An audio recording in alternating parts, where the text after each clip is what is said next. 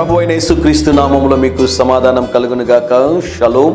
మీరందరూ కూడా నిన్నటి దినాన గుడ్ ఫ్రైడే దినమున మరి దేవుని యొక్క మందిరానికి వెళ్ళి దేవుని యొక్క వాక్యాన్ని కొంతమంది ప్రకటించుంటారు, మరి కొంతమంది ఉపవాసం ఉండి దేవుని సన్నిధిలో కనిపెట్టి ఉంటారని నేను నమ్ముతూ ఉన్నాను. గమనించండి ప్రియులారా, ఈరోజు శనివారం కనుక రేపు ఆదివారపు దినమున ఉదయకాల సమయంలో చాలామంది సమాధి తోటలకు వెళ్తూ ఉంటారు. ఎందుకోసం వెళ్తూ ఉంటారు అంటే ప్రియులకి మరి పూలమాలలు వేయడానికి ఆ సమాధులు శుభ్రం చేసి వైట్ వాష్ చేసి ఆ సమాధుల దగ్గర చాలామంది ప్రార్థన చేస్తుంటారు. కొవ్వొత్తులు లేకుంటే అగరబత్తులు ఇవన్నీ కూడా పెడుతూ ఉంటారు. మంచివి, సంతోషం ప్రియులరా.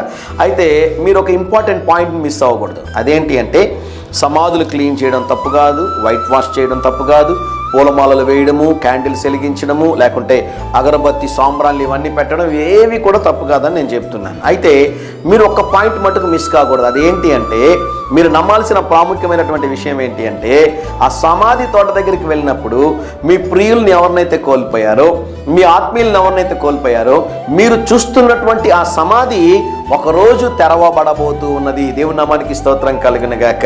ఇజ్రాయెల్ దేశానికి మనం వెళ్ళినట్లయితే అక్కడ యేసు ప్రభు యొక్క ఖాళీ సమాధి కనబడుతుందండి, తెరవబడిన సమాధి కనబడుతుంది.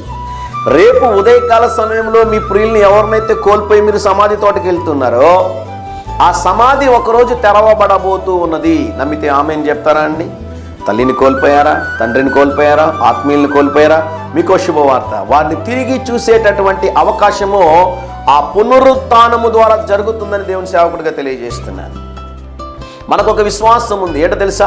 పునరుత్థాన విశ్వాసం. ఆ సమాధి ఒకరోజు తెరవబడబోతుంది ప్రియులారా. దీన్ని బట్టి మనం ప్రభుని స్తుతించాలి.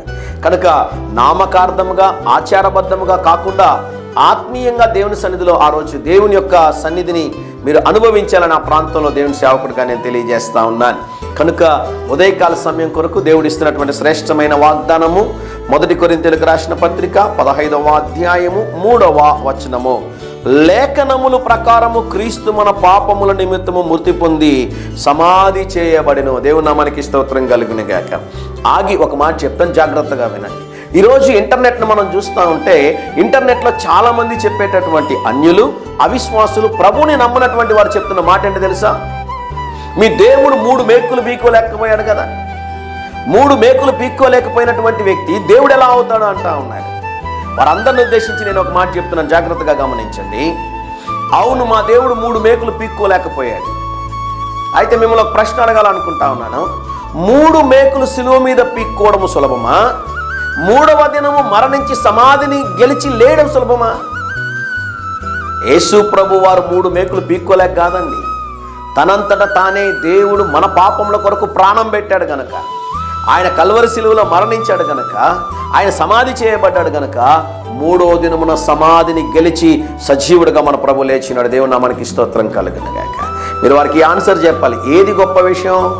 3 మేకులు పీక్కోవడం సులభమా, లేకుంటే 3వ రోజు సమాధిని గెలిచి లేయడం సులభమా అనేది మీరు ప్రశ్నించాలి ప్రియులరా.